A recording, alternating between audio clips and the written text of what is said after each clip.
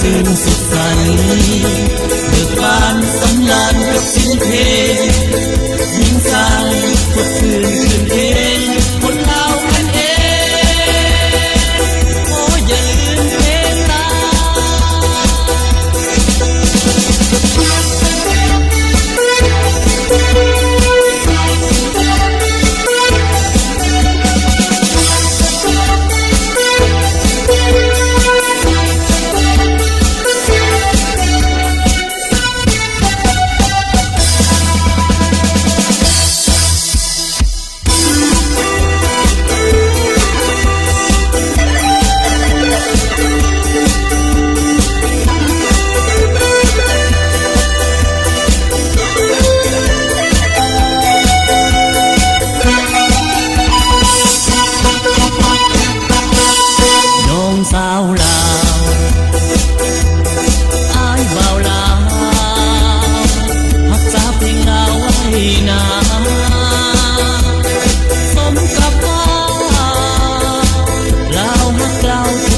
เสียงเพลงนั้นรวมใจ